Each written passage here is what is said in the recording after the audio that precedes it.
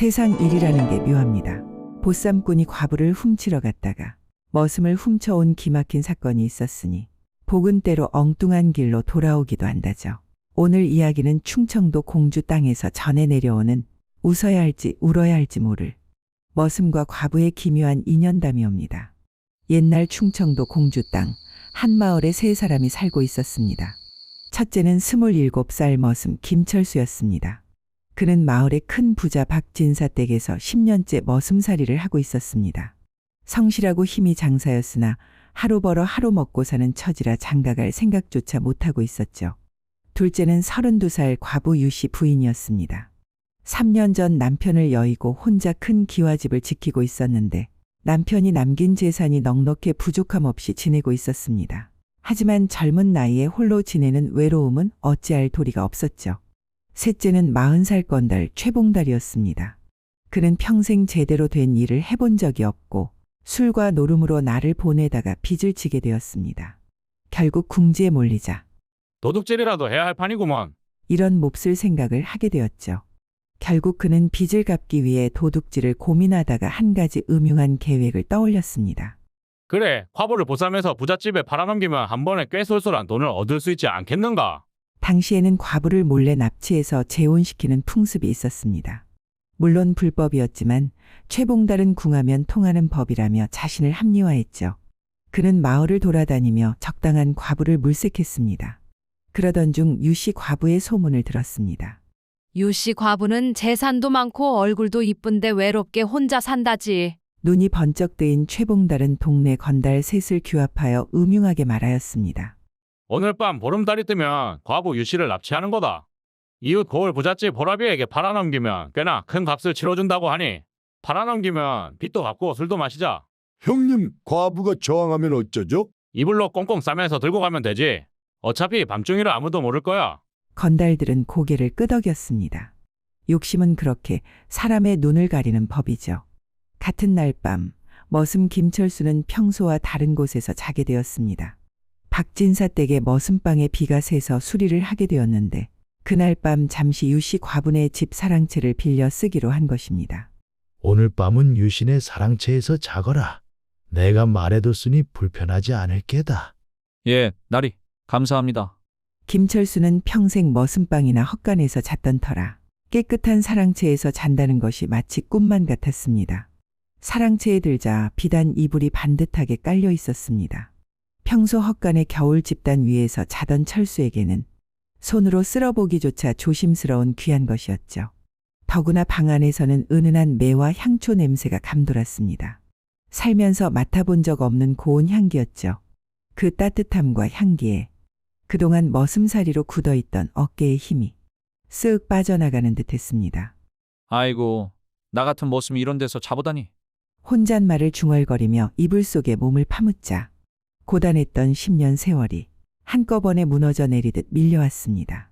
그렇게 그는 하룻밤만은 머슴이 아니라 어떤 귀한 대접을 받은 듯 포근함에 잠기더니 결국 머리 딛자마자 껌뻑 골아떨어지고 말았습니다. 그 시각 유씨 과부는 친정에 갔다가 늦게 돌아왔습니다. 돌아보니 사랑채에 불이 켜져 있었죠. 많이 모셨습니까? 오늘 밤 사랑채는 박진사 댁 머슴이 쓰신대요. 그래, 그게 오늘이구나. 박진사님께서 일전에 부탁하셨지. 그럼 난 안채에서 자면 되겠구나. 유씨 과부는 피곤한 몸을 이끌고 안채로 들어가 잠자리에 들었습니다. 머슴은 사랑채, 과부는 안채, 이렇게 밤을 보내게 되었죠. 한밤중 최봉달과 건달 셋이 유씨 과분의 담장을 넘었습니다. 조용히 소리 내지 말고. 그들은 살금살금 안채로 다가갔습니다. 그런데 이상했습니다. 안채는 조용한데 사랑채에서 코 고는 소리가 요란하게 들렸기 때문입니다. 형님, 저 소리 좀 들어보세요. 저건 고고는 소리인데. 최봉달은 잠시 생각했습니다. 아, 그래. 과부가 외로워서 술을 마시고 골아떨어진 게 틀림없어. 원래 과부들이 밤만 되면 외로워서 술을 마신다잖아. 사실은 김철수가 피곤해서 사랑채에서 골아떨어진 것이었지만 최봉달은 그걸 알 리가 없었습니다. 좋아, 저 사랑채로 가자. 술에 취해 자고 있으니 더 쉽겠어. 최봉달 일당은 사랑채로 살금살금 다가갔습니다. 방문을 조심스럽게 열자 과연 이불 속에서 누군가 코를 골며 자고 있었습니다. 저게 과부다. 조용히 이불째 싸서 들고 가자. 그들은 잠든 김철수를 이불째 둘둘 말아 꽁꽁 묶었습니다. 김철수는 깊은 잠에 빠져 있다가 갑자기 숨이 막히는 느낌을 깼습니다. 하지만 이미 이불에 꽁꽁 싸여 꼼짝할 수가 없었습니다. 게다가 입도 막혀 소리조차 지를 수 없었죠. 과부 낭자 겁먹지 마시오. 우리가 당신을 좋은 곳으로 데려다 줄 테니. 김철수는 이불 속에서 발버둥을 쳤지만 건장한 건달 넷이 그를 들어 올려 재빨리 담장을 넘었습니다. 에고 생각보다 무겁네. 과부가 술을 많이 마셔서 그런가? 그렇게 보쌈꾼들은 한밤중에 꽁꽁 싸맨 이불을 들쳐업고 고개를 넘어습습니다. 다음 날 아침 유씨 과부는 평소처럼 일어나 마당으로 나왔습니다. 어제 밤에 사랑채에서 묵었다던 머슴은 벌써 갔느냐? 글쎄요, 아직 문이 닫혀 있는데요. 유씨 과부가 사랑채 문을 열어보니 아무도 없었습니다. 이불은 엉망이고 방 안은 난장판이었죠. 이게 대체 무슨 일이지? 같은 시각 박진사 댁에서는 머슴 김철수가 나타나지 않아 야단법석이었습니다. 아직도 오지 않은 게냐? 아침 일을 시작해야 하는데. 이놈이 딴 집에서 하루 자더니만 바로 늦어버리는구나. 하인들이 유씨 과부네로 달려갔고 그제야 사랑채의 난장판을 발견했습니다.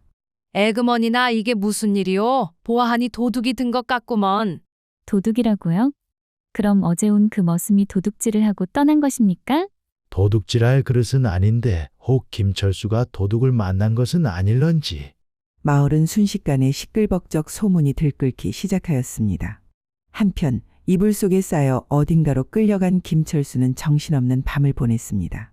한참을 끌려간 끝에 어느 집에 도착했습니다. 최봉달이 기뻐하며 말하였죠. 약속대로 과부를 데려왔어. 그 집은 이웃 고을의 부자 호라비, 장서방 댁이었습니다. 장서방은 50살이 넘도록 호라비로 지내다가 최봉달의 꿰매에 넘어가 돈을 주고 과부를 사기로 한 것이었습니다. 수고했소. 여기 약속한 은자요. 돈을 챙긴 최봉달 일당은 실실 웃으며 황급히 사라졌습니다. 최봉달 일당이 떠나자 장서방은 신이 나서 방에 내려놓은 이불을 풀었습니다. 자, 이제 신부 얼굴을 봐야지. 그런데 이불이 풀리자 나타난 것은 아리따운 과부가 아니라 떡 벌어진 어깨에 까칠한 수염이 난 사내 바로 김철수였습니다. 장서방이 기겁해서 뒤로 물러났습니다. 김철수도 놀라 벌떡 일어났습니다. 두 사람은 동시에 서로를 보며 기절초풍하였죠. 여기가 어디요? 나는 왜 여기 있어? 아니, 당신은 누구요? 과부는 어디 갔소? 과부? 그것이 무슨 소리요? 나는 김철수라는 머슴이요.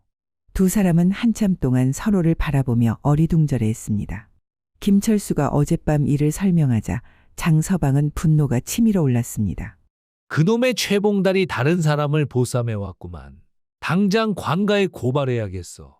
하지만 생각해보니 관가에 고발을 하면 장서방 자신도 보쌈에 가담했다는 사실이 들통나 벌을 받을 것이 뻔했습니다. 김철수가 말했습니다. 장서방님, 저도 황당하기는 마찬가지요. 관가에 알리면 저도 도둑으로 오해받을까 걱정이요. 두 사람은 난처한 입장에서 서로를 바라보았습니다. 바로 그때 밖에서 요란한 소리가 들렸습니다. 장서방, 나와보시오. 문을 열어보니 유씨 과부와 박진사 그리고 마을 사람들이 몰려와 있었습니다. 저희 집에서 머슴이 사라졌는데 혹시 여기 오지 않았습니까? 바깥의 말을 듣고 김철수가 황급히 밖으로 나왔습니다. 여기 있습니다. 저 김철수가 여기 있어요. 유씨 과부와 박진사가 놀라며 달려왔습니다. 무슨 일이 있었던 게냐? 김철수는 어젯밤 벌어진 일을 소상히 설명했습니다. 보쌈꾼들이 과부로 착각하고 자신을 납치했다는 것, 그리고 장서방에게 팔려왔다는 것까지 말입니다. 이야기를 들은 박진사가 장서방을 노려보았습니다. 장서방, 당신이 보쌈에 가담했단 말이오? 장서방은 얼굴이 새빨개져서 머리를 조아렸습니다. 송구합니다. 제가 외로움에 마음이 약해져서. 하지만 저도 최봉달에게 속은 겁니다. 그 말을 듣자 유씨 과부가 앞으로 나섰습니다. 그럼 그 보쌈꾼들은 원래 나를 납치하려고 했다는 말씀인가요? 그제야 모든 실수와 오해가 뒤엉킨 기막힌 사연이 드러났습니다. 과부 대신 머슴을 보쌈해 가는 전대미문의 사건이었던 것이죠. 잠시 뒤 유씨 과부가 웃음을 터뜨렸습니다. 허허, 그럼 머슴 덕분에 제가 보쌈을 당하지 않은 셈이네요. 대감댁 머슴이 어젯밤 저 대신 고생을 많이 하였네요. 과부 유 씨의 말에 사람들도 덩달아 어이가 없어서 웃음 지을 뿐이었죠. 머슴을 보쌈해 갔다는 말을 생전 처음 듣는구려. 아무도 크게 다친 것이 없으니 그냥 넘어가는 게 어떨까요? 관가에 보쌈을 했다고 고발을 할 수 있지만 그간에 정이 있으니 조용히 해주겠네. 장서방, 다시는 이런 짓을 꾸미지 말게 알았나? 장서방은 연신 얼굴이 벌개져 고개를 숙일 뿐이었습니다. 그리하여 김철수는 무사히 고향 마을로 돌아왔습니다. 하지만 소문이 마을에 퍼지자 사람들은 대문 앞에서 김철수를 보며 키득거렸습니다. 저 머슴이 보쌈 당한 머슴이래. 저 머슴이 과부 대신 한 몸 바친 셈이지 뭐야. 김철수는 얼굴이 벌개져 숨을 쑥 들고 다녔죠. 며칠 뒤 박진사의 대문이 조용히 열렸습니다. 고운 비단 옷자락이 바람에 흔들렸습니다. 유씨 과부가 직접 찾아온 것이었죠. 마님께서 어쩐 일로? 진사 어르신, 드릴 말씀이 있어 왔습니다. 유씨 과부는 잠시 앉아 조심스레 입을 열었습니다.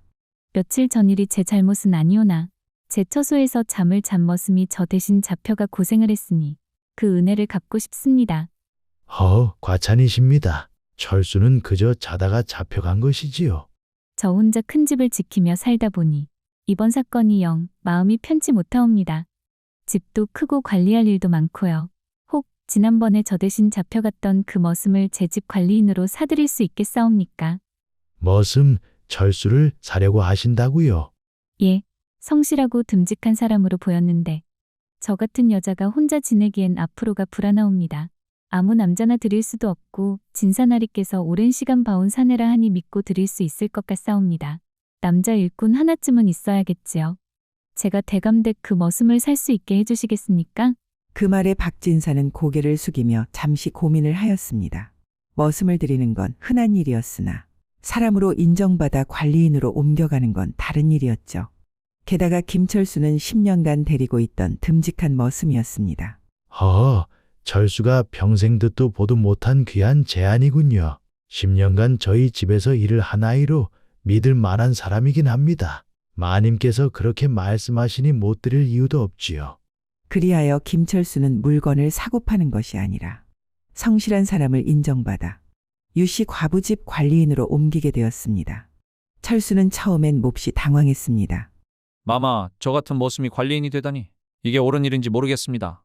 저는 그대같이 성실하고 믿을 만한 사람이 필요합니다.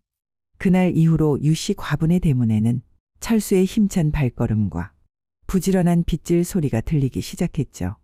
마당에 자풀은 사라지고 헛가는 정돈되고 밤이면 등불이 마당 깊숙이 번져 집이 한결 따뜻해졌습니다. 유씨 과부는 어느 날 마당을 보며 말했습니다. 집이 사람을 얻었구나. 계절이 서너 번 바뀌는 동안 두 사람은 참으로 조용하고 단정한 방식으로 가까워졌습니다. 장마가 몰아치는 밤이면 철수가 말했습니다. 마님, 바람이 셉니다. 창문 걸쇠를 단단히 잠그십시오. 가을이 깊은 밤이면 유씨가 말했습니다. 마당에서 너무 오래 일하지 마시오. 찬바람이 아프게 스며듭니다. 조선시대의 신분과 예법 속에서는 둘이 나란히 걸을 수도 없었고 같이 밥을 먹을 수도 없었지만 사람은 말보다 기척으로 마음을 알아보는 법이죠. 그렇게 두 사람은 부부의 사이는 아니되 점차 서로의 삶을 지켜주는 동반자가 되어갔습니다. 마을 사람들도 처음엔 뒤에서 수군거렸으나 철수가 집을 잘 돌보고 유씨가 온화한 성품으로 지내니 결국엔 모두 고개를 끄덕였죠. 한편 보쌈꾼 최봉달 일당은 마을 사람들의 신고로 포졸들에게 붙잡혀왔습니다. 최봉달, 보쌈질을 한 죄로 관하로 갈 것이다. 아니, 그걸 어떻게 알았지? 욕심과 과시가 혀끝에 실려 새어나간 탓이었죠. 최봉달 일당은 곤장을 호되게 맞았고 변방으로 끌려갔습니다. 마을 사람들은 그를 두고 이렇게 말했습니다. 입이 가벼운 놈은 결국 그 입 때문에 망한다더니. 철수는 유씨 부인의 집에서 정직하게 일하며 지냈습니다. 유씨는 철수를 믿고 의지했고 철수는 유씨를 지켜주었습니다. 둘은 혼인은 하지 못했으나 부부보다 더 단단한 벗의 인연이 되었다죠. 농사철이면 같이 마당을 구르고 겨울이면 서로 따뜻한 약차를 나누고 명절이면 마을 잔치에 함께 얼굴을 내밀었습니다. 인연이란 참 괴상한 것 같구먼. 과부를 노린 보쌈꾼의 실수가 머슴에게는 복이 되고 과부에겐 든든한 의지처를 찾아준 셈이니 이렇듯 세상사는 참 오묘합니다. 누군가의 실수는 다른 누군가의 인연이 되고 피할 수 없는 어려움 속에서도 뜻밖의 복이 싹트기도 하죠. 보쌈꾼 최봉달은 욕심을 부리다 결국 자기 발목을 잡혔고 머슴 김철수는 성실함으로 새 삶의 자리를 얻었습니다. 그리고 과부 유씨는 믿음을 선택하여 든든한 벗을 얻었죠. 사람들은 겉모습만 보고 복이 있다고 팔자 세다고 말합니다. 허나 참된 복은 밖에서 오는 것이 아니라 사람 마음이 향하는 자리에서 피어나는 법이 아닐까요? 오늘의 야담은 여기까지입니다. 이야기가 마음에 드셨다면 구독과 좋아요, 따뜻한 댓글을 부탁드립니다. 여러분의 작은 흔적이 큰 힘이 됩니다. 다음 이야기에서도 오래된 이야기 속 따뜻한 마음을 살며시 꺼내 들려드리겠습니다. 고맙습니다.